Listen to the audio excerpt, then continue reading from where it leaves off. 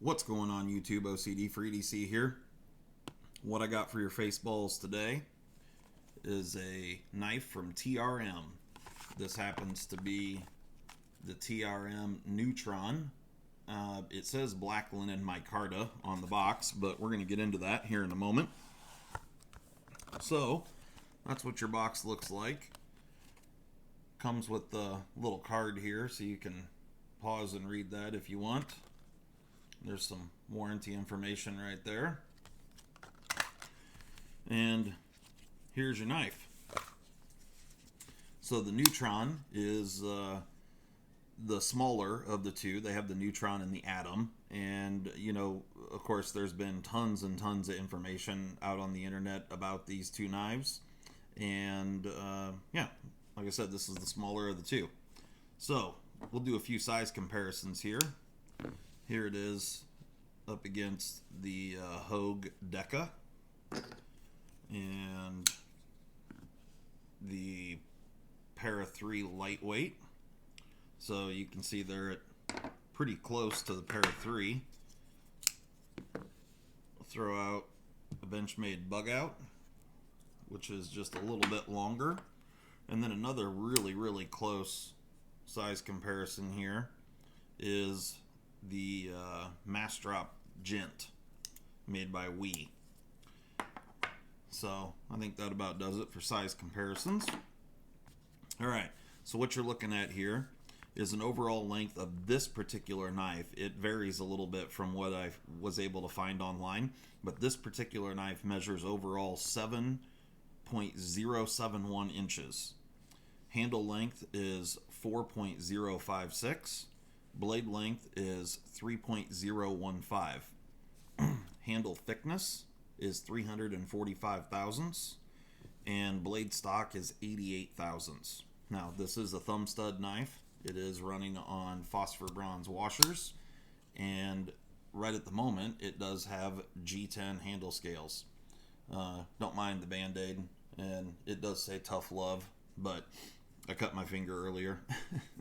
So this does have 20 CV blade steel, and it's got a really beautiful stone wash finish that's just glassy feeling. I really enjoyed the stone wash that they put on here. It's almost like they bead blasted it and then stone wash. Yeah, it's kind of an interesting finish, but very nicely done. The other thing that I like a lot is the TRM logo.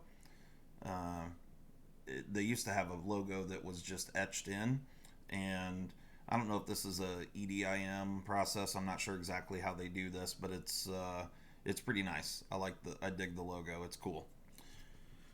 All right, so otherwise, you know, it's a pretty standard fare, really.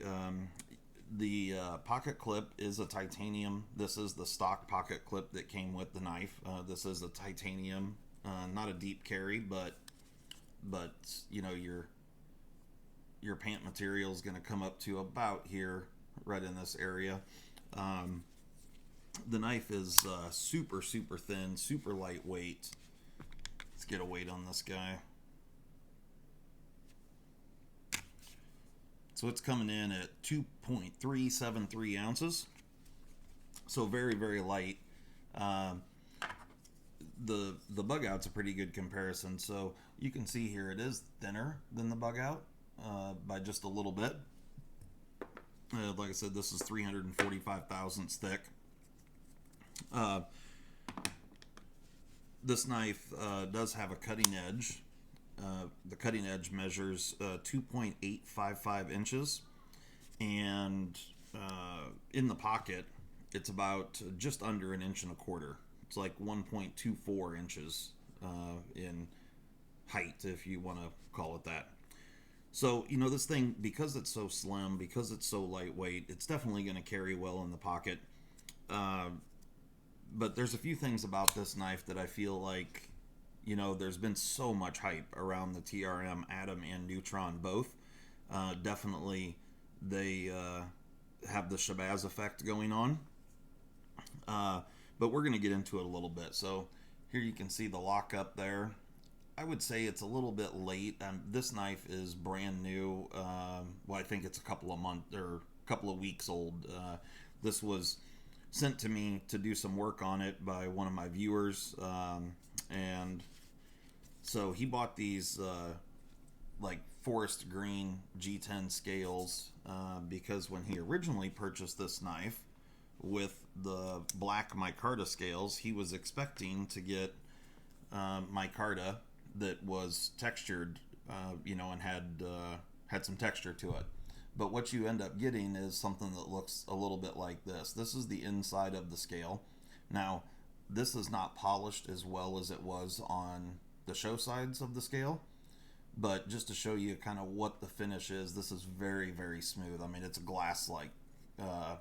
So I bead blasted these scales for him, and we're going to go ahead and change them out on this knife. And then he also sent this knife with a different pocket clip, which I'll show you that here in a moment. But here's what they look like now. So these are the black linen micarta scales, and after bead blasting them, they now have some texture, if you can hear that, compared to this. So now that they do have some texture on them, yeah, I think it looks a lot nicer, as well as definitely going to be a lot easier to hold on to. But these scales are very, very thin, extremely thin. Everything about this knife is very thin except for what I would argue is the most important part of the knife. So there's a lot of things to love about this knife. The carry profile is great. The lightweight is great. Personally, a deep carry pocket clip would be great, which they do have a deep carry clip on the Atom. And I like the thumb stud. I like the fact that it's all titanium hardware with the exception of the pivot. And, it's well done. There's just a few areas that I feel like they really missed the mark on it. And I feel like most of the reviewers are just, I don't know, falling in line, I guess. It came out that this knife was so earth-shattering and the greatest thing ever, and then everyone else just went on and on about how it was just the greatest knife ever made. It's good, don't get me wrong. I'm not, I think it's a fine knife, but is it better than the Deca? I don't know. I think there's some things that are nice about it. Is it better than the Bug Out? These knives are very lightweight knives that are made to be just lightweight EDC knives, and that's what this is. So the things that really kind of bugged me about this knife, one, the thumb studs are functional, they work well, but they are a little sharp. The way that they're made, if you can see the milling on there, they've got kind of a sharp edge all the way around the thumb stud, and that's fine. They're not terrible, but they definitely kind of wear on your thumb a little bit, and all the way around, this knife has a lot of sharp edges on it. The edges on the scales really just need more chamfering. All the edges all the way around. If they would have rounded these off, I feel like the knife would have just been much better off in every aspect. Just every single edge on this is just sharper than it should be, in my opinion. And then the blade centering, as you can see, is not perfect. It's actually off to the lock side, and we're gonna take a look at that and see if we can't improve it. But the thing that really bothers me the most about this knife, so you've got this blade stock that's 88 thousandths. You got not a full flat grind, but a pretty high flat grind. And behind the edge thickness on this knife it ranges right here at the heel. It's 20 thousandths, and then about right here in the center, it's 21 thousandths behind the edge, and then it goes back to 20 thousandths out here at the very tip. The other thing that, it's a factory edge, but you can see that the secondary bevel here is fairly tall. I don't know exactly what the secondary grind angle is here, but it's much smaller up here at the point of the blade. So that angle just gets steeper as it comes out here. So, I don't know if it's 17 or 18 degrees per side back here, but then up in this area it's like 23 or 24. So it just makes for an inconsistent secondary bevel. They did miss the plunge grind with that sharpening choil, which is nice. And ergonomically, if, like I said, if the edges were rounded on the scales, it would certainly improve it significantly. The knife is so thin in hand, only being 345 thousandths thick. It's just very thin, and so it just overall it just feels like a lot of sharp edges all the way around this thing. So the gentleman that owns this knife is William Linderman, and he has purchased these little O-rings that go on around the thumb studs, and you can purchase these straight from TRM, and when you buy a package of them, it comes with a red one, a white one, and a blue and a black. So you get 4 O-rings, one of each color. And from what I saw online, it's $3 for the package of 4. And I'm assuming he must have bought 2 packages of them, because when he sent the knife to me, it had 2 white ones on it. One of the cool things about this knife, and since we're going to take a look at it here, on the hardware here, you've got T8 on the pivot, and it is not a captured pivot, which is kind of a bummer. And then on your body screws and the clip screws, those are all T6. But one of the cool things about this knife is you can change the scales without messing with the pivot. So you just have to take out those 2 body screws, and that's it. Now, you do have to remove the pocket clip, but you don't have to mess with the barrel spacers or standoffs, and you don't have to mess with the pivot to get the scales off. So here in just a second, we'll get this other scale off here. Alright, so here's the 2 G10 scales, and the gentleman that owns this knife just bought the G10 scales just because he wanted some texture, because the micarta were so slick it was just hard to hold on to the knife. You can see here you definitely have got difference in the size of the screws for the pocket clip versus the scale screws. Let me see if I can show this off a little better. So there you go. And these are titanium screws.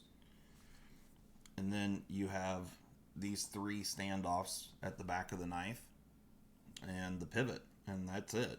You do have a stop pin right up here. So let's go ahead and get a T8. So yeah, the pivot is, like I said, not captured, so that's kind of a bummer.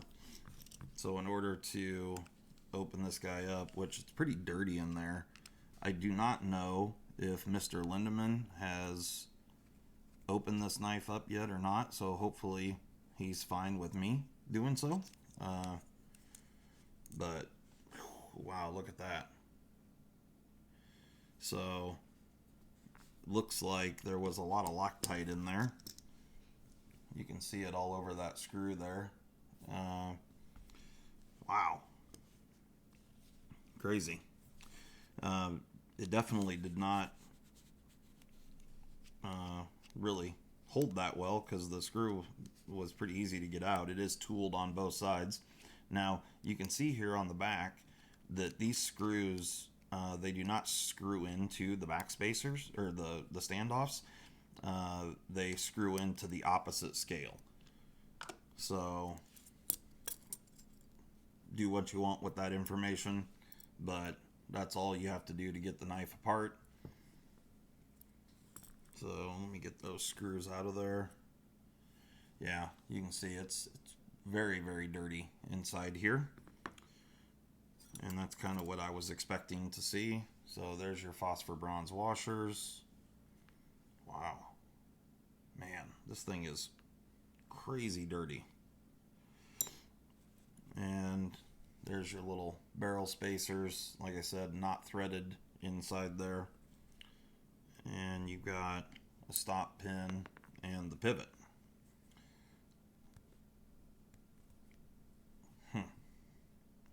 Well, that's fine. We're going to go ahead and leave it. But you can see just how dirty this thing is. It was pretty nasty in there. Let me grab something here real quick.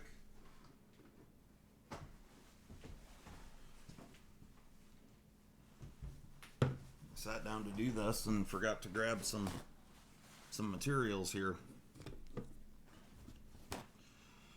So overall, the construction on the knife is fair.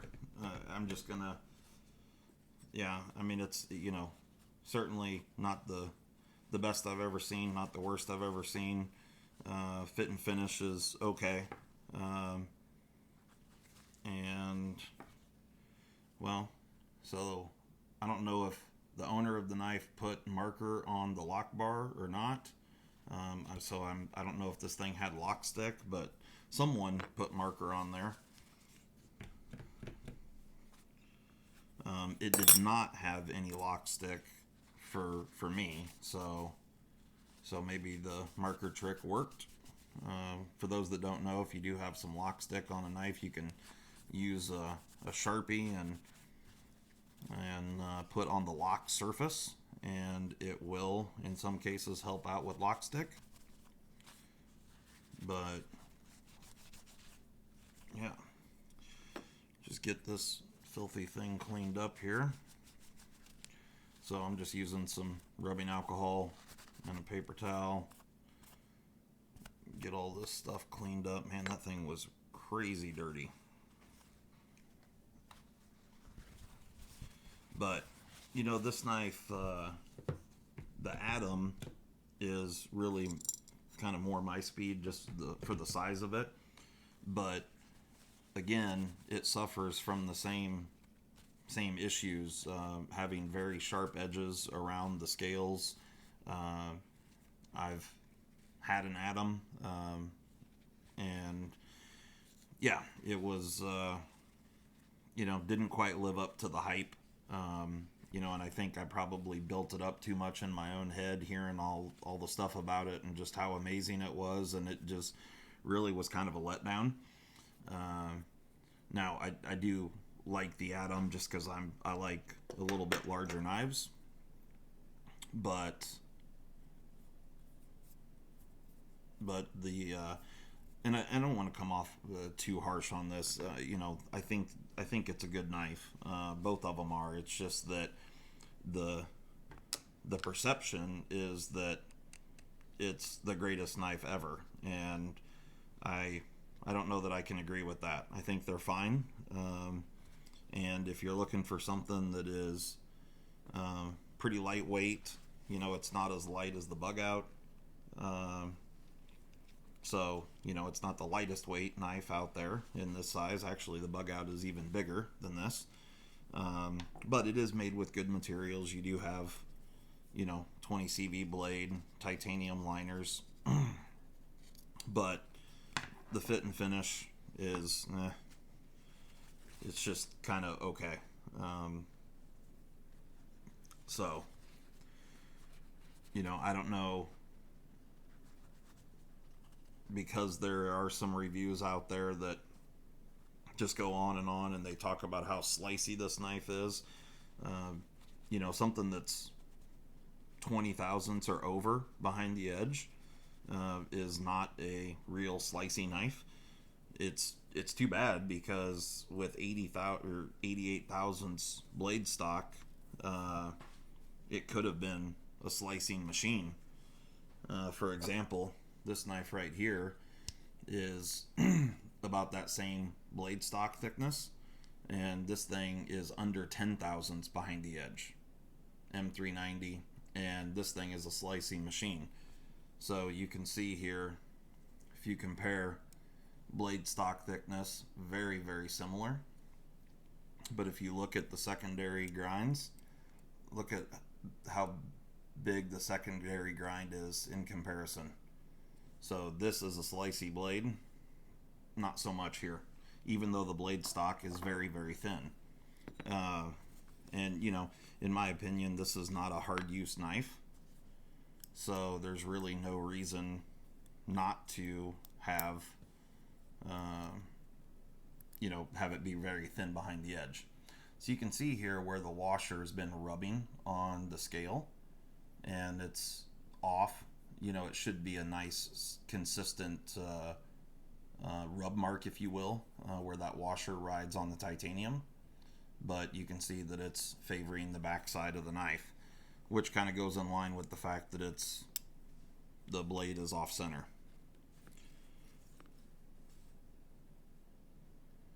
So we're going to put this guy back together, and I'm gonna put just a tiny bit of KPL in here when we do so.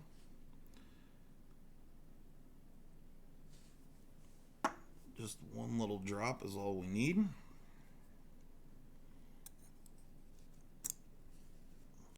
And I need to check really quick. Okay, so that's the screw side. Alright.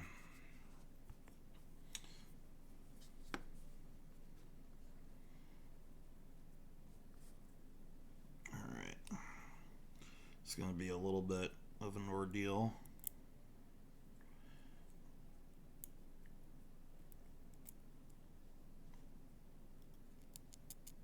I'm going to put these screws in like here.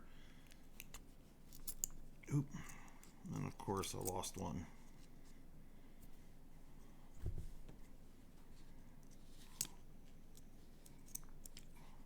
Alright. We're just going to go with these two for right now because that'll get what we're looking to do. And I'm going to set these back spacers. There they are. On here, like so, and then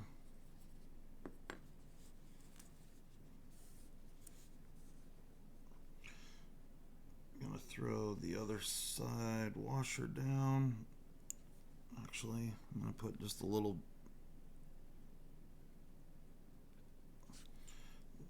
KPL on there,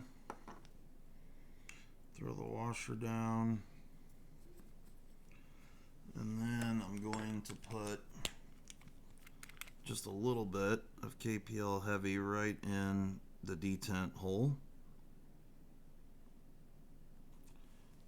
That's all we need.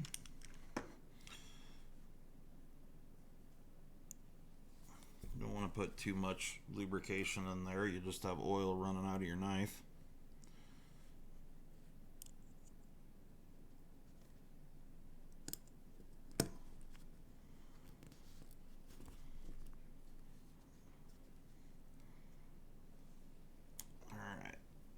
Get this one screw in back here. Okay.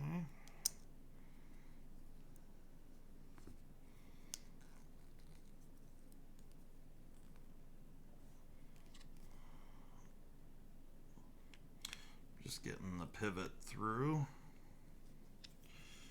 And I'm going to put the other side of the pivot in just to hold everything together. Alright, now I need to get these other two spacers in here. I lost one of them in that process. Shouldn't be too big of an ordeal, but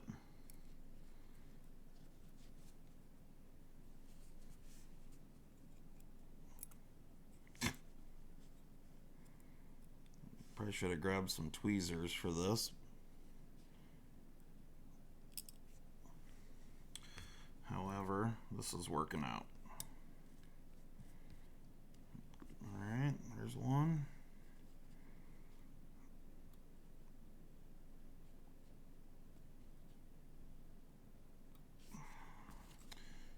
Might have those just tightened just a little too much to get that spacer in there.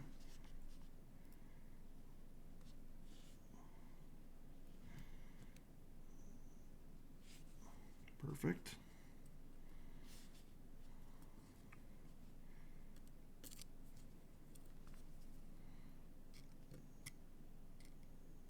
There we go.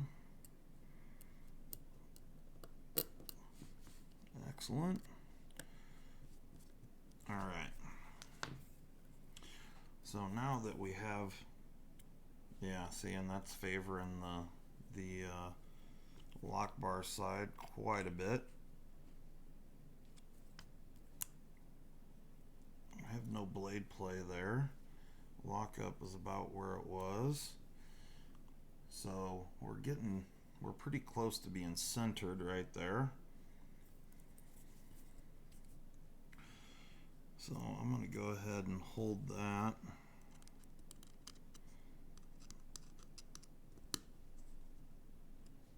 I'm going to tighten up these 3 screws in the back here.